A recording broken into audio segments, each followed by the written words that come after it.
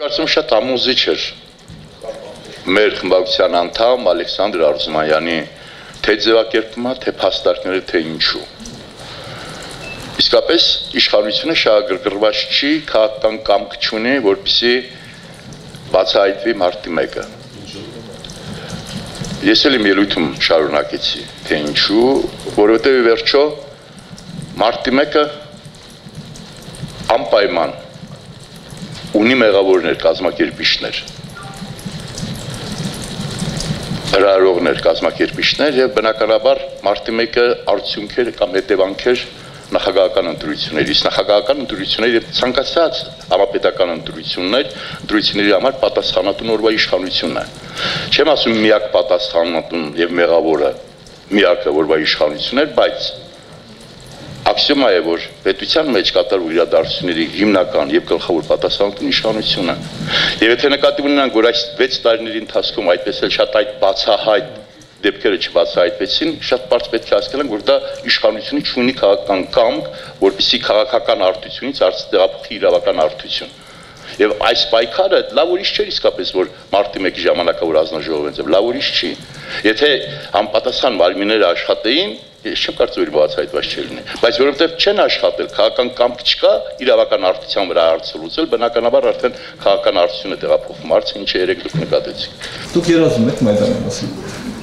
Կարծեք թե իմ պատասխանից ասանալի դարձավ, որ ոչ, որովհետև մեզ, գիտեք, մի քիչ շահարկվում է այն, որ պետք է ժողովուրդը ոտքի կանգնի իրավունքներ պաշտպանելու համար, դա միանշանակ է եւ այո։ Բայց այն ինչ որ կատարվեց Մայդանում, այդքան շատ զոհեր, այսօրվա իրավիճակը որ կա, իհարկե մեզ պետք չի դա։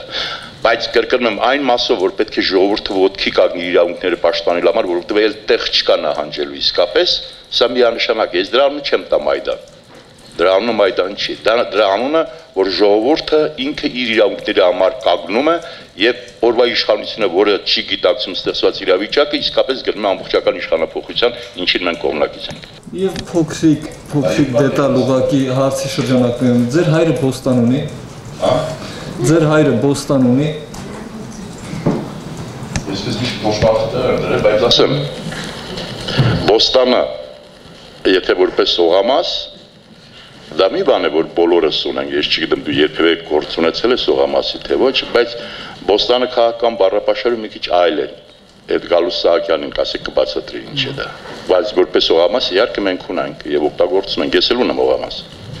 Իմ ազնական կարծիքը եղել եւ մնում է նույնը, եթե իշխանությունը քաղաքական կամք չունենա, ոչինչ չեն կարող անել։ Կլինի այն, ինչ եղավ նախորդ ազնաժողովի ժամանակ։ Առայժմ իշխանությունը շատ պարզ հասկացնել է տալիս, որ ինքը չունի քաղաքական կամք, որպեսզի բացահայտվի այդ ազնաժողովը։ Իսկ եթե իշխանությունը քաղաքական կամք ունեցավ, հանձնաժողով պետք չի, վստահեցնում եմ ձեզ։ Եթե իշխանությունը քաղաքական կամք ունենա այս հանցագործությունները բացահայտի, ոչ մի ազնաժողով պետք չի։ Ուղղակի կդնեն իրավական դաշտում, մարդավարի կբացահայտեն։